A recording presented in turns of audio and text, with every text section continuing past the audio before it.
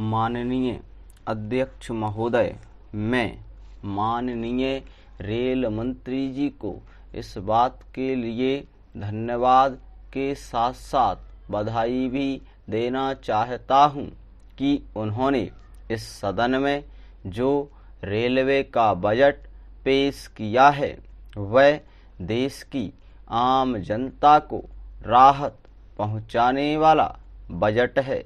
माननीय रेल मंत्री जी ने यह जो बजट प्रस्तुत किया है उसका पूरे देश में स्वागत किया जा रहा है।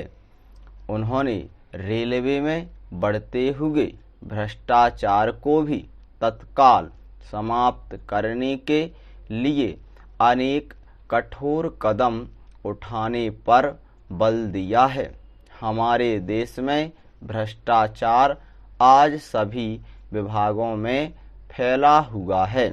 यदि एक कदम रेलवे विभाग द्वारा गंभीरता पूर्वक उठाए जाते हैं तो इसमें भ्रष्टाचार पर अंकुश तो लगेगा ही, साथ ही निश्चित रूप से रेलवे का विकास भी होगा और उसकी आय भी बढ़ेगी।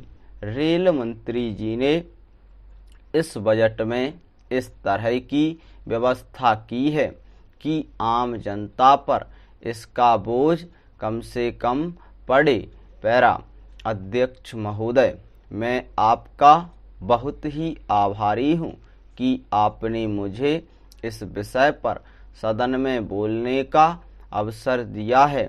मैं आपसे यह अनुरोध करना चाहता हूँ कि मुझे अपनी बात रखने के लिए जो समय दिया गया है वह बहुत ही कम है।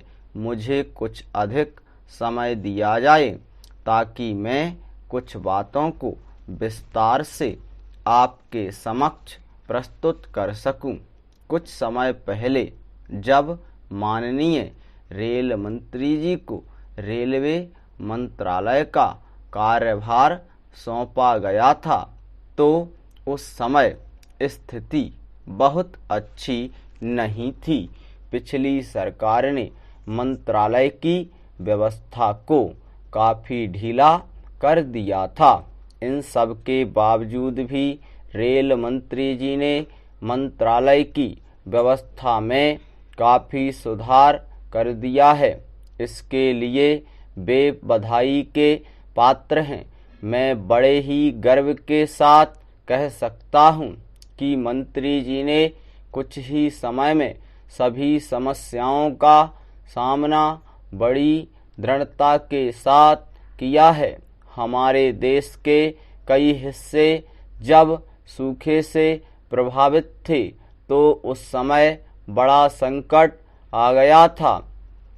उस समय भी रेलवे द्वारा वहां के निवासियों के लिए आवश्यक चीज़ों को समय पर पहुंचाया गया था, जिससे कि वहां की जनता को अधिक कठिनाइयों का सामना ना करना पड़े।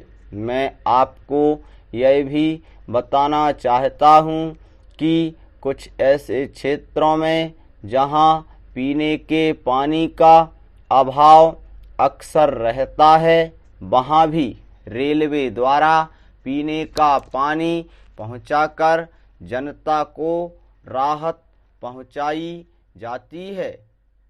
स्टॉप।